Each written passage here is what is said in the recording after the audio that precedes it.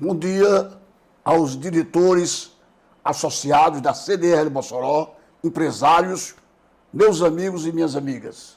Estamos hoje no dia 19 de maio, quarta-feira do ano 2021. A semana se pronuncia como favorável à economia nacional. Tanto as agências de rating como os bancos que veem o crescimento das economias do mundo vislumbram um crescimento maior do PIB, Produto Interno Bruto do Brasil, para o ano de 2021.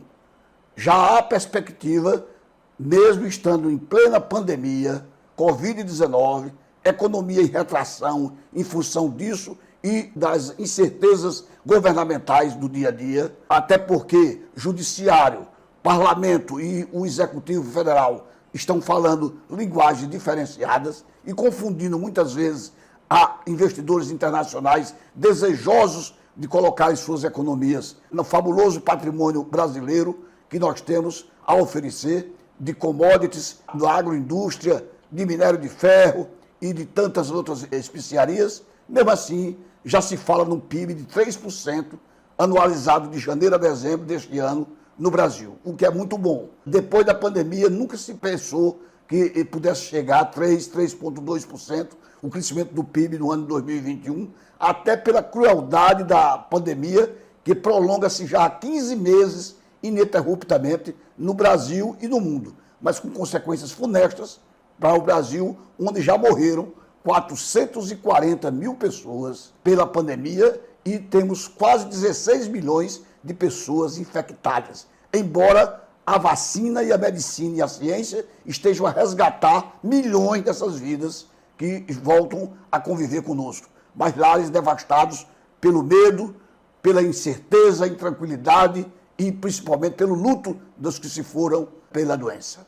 Notícia de economia. As commodities avançam no Brasil à pauta de exportação. Nos últimos 12 meses, houve um crescimento de 67% do total exportado no período, no cenário marcado pela alta significativa dos preços desses produtos, devido à força da demanda externa, especialmente na China e nos Estados Unidos, que são nossos principais importadores, e para isso tem-se a certeza de que a economia nacional deverá ter um aceleramento muito grande neste ano de 2021, adversamente a esse quadro cruel de doença, de estabelecimentos funcionando precariamente pela pandemia. Mesmo assim, há uma expectativa muito favorável. Agora é o Boston Bank, um dos principais bancos americanos, que prevê que nós poderemos ter um saldo comercial na balança comercial de janeiro a dezembro de 2021 de até 85 bilhões de dólares, coisa inédita na história do Brasil. Portanto, o Brasil, acima de todos realmente, e Deus acima de tudo, numa hora tão difícil para a economia nacional. Mas as perspectivas voltaram a melhorar. Os analistas, economistas de plantão, estão a dizer que o Brasil vai sair dessa crise de uma maneira, talvez, antes de 2023, como seria imaginável que voltássemos a trabalhar a todo vapor. Queira Deus que assim aconteça. O Banco Itaú, o Bradesco e as agências de banco internacionais voltaram a indicar a aquisição das ações da Petrobras, PET3, PET4, na Bolsa de Valores do Brasil, e os depósitos dessa companhia estatal, que são feitos na Bolsa de Nova York, a Dow Jones e nas demais componentes da Bolsa de Nova York. Apesar do petróleo ter chegado a perto de 80 dólares o Brent, as ações da Petrobras estão descontadas, valendo R$ 24,60 em média. Ontem, assim, aconteceu na Bolsa de Valores, que fechou praticamente estável, com 0,03 positivo, a 122.979 pontos, e o dólar americano valendo R$ 5,25. Portanto, tem caído nos últimos dias a paridade entre o dólar e o nosso real. Cabe agora dizer que as ações da Petrobras estão atrativas e como têm que ser negociadas, de acordo com o mercado do petróleo a nível internacional e com o preço dele subindo a todo instante, mesmo na bomba, o governo tem, e a própria Petrobras tem pausado mais, tem dado mais continuidade aos preços e só sobem uma vez ao mês aquilo que está reprimida em dólar da última variação. As ações da Petrobras que estavam cotadas como neutra, nem para compra nem para venda, voltaram a ter o open market positivo, e tanto pelo Bradesco como pelo Itaú e pelos bancos americanos.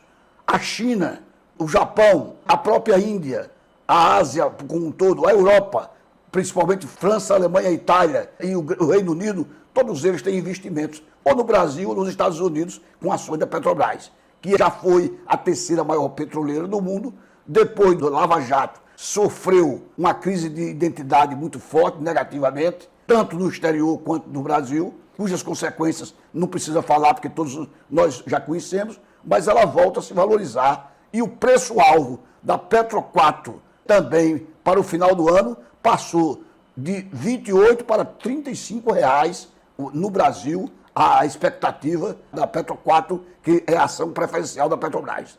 Durante a teleconferência feita recentemente pelo diretor financeiro e de relacionamento com o mercado e investidores da Petrobras, Rodrigo Alves, foi dito que a estatal continua no seu programa de privatização daquelas pequenas empresas que circulam a holding da Petrobras. A holding terá até algum tempo mais o seu controle a nível do governo federal, mas as outras menores estão sendo privatizadas gradativamente para desestatizar alguma coisa do governo que estamos a necessitar, já que o mercado é que regula o próprio mercado por preço, competência, inteligência, e a Petrobras foi um dos maiores celeiros no mundo nesse segmento de petróleo. Era exemplo para grandes empresas americanas, anglo-francesas, alemães e até para a China, para a Rússia, para a Arábia Saudita, para o Irã, para a Venezuela, que eram os grandes produtores, são os grandes produtores de petróleo do mundo.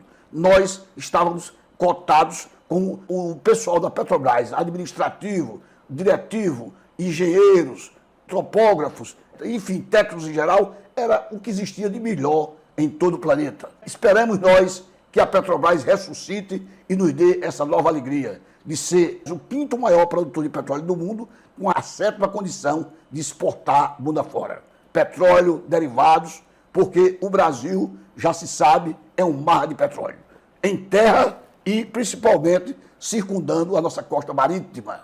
Foi fechado definitivamente ontem, dia 18, terça-feira, o grupo Pague Menos, que é do Ceará, comandado por Deusimar Queiroz, que tem várias farmácias em Mossoró e era o terceiro maior grupo farmacêutico do Brasil.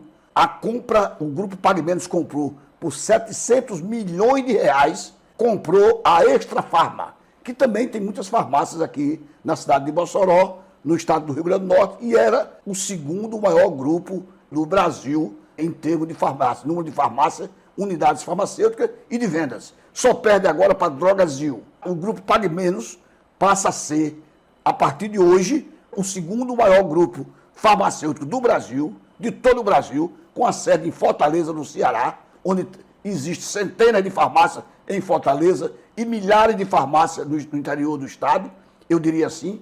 No Nordeste do Brasil é o maior grupo farmacêutico e Deusimar Queiroz passa a ser o segundo maior vendedor de remédios de drogaria do Brasil, avançando, tendo lançado ações recentemente na Bolsa de Valores de São Paulo. Elas ontem se valorizaram 9,6% ao final do pregão pela nova investida de Deusimar Queiroz, que é comprando o grupo Extra Farma. Os jornais americanos de ontem davam a notícia de que o mundo viverá um momento de precaução intensificado na competição entre Estados Unidos e China e determinará o formato de políticas públicas com tendência de aumento de produtividade, de presença do Estado para atenuar essa crise que nos trouxe a pandemia. Os Estados deverão investir melhor nas suas condições para alavancar o crescimento do trabalho, da mão de obra, do empregar e levantar a economia que está sofrida em todo o planeta. Essa é uma convocação e deverão marcar, logo que se encerre esse ciclo mal-vindo da Covid-19, os países deverão investir maciçamente na economia, não como patrões, não como novas empresas, mas financiando, capitalizando, consignando um apoio mais concreto, mais firme às empresas industriais, comerciais, de serviços, lojistas, a todos os segmentos da economia, no sentido de fazer com que no mundo todo haja um novo crescer, um novo alvorecer, fora essa página negra que estamos passando da doença, que abate 7 bilhões de habitantes em todo o planeta. A Índia, agora, lá na Ásia, é o país do mundo que tem mais contaminados com a doença. Do dia 17 para o dia 18, contabilizaram-se na Índia, só da Índia, 420 mil infectados com a doença da Covid.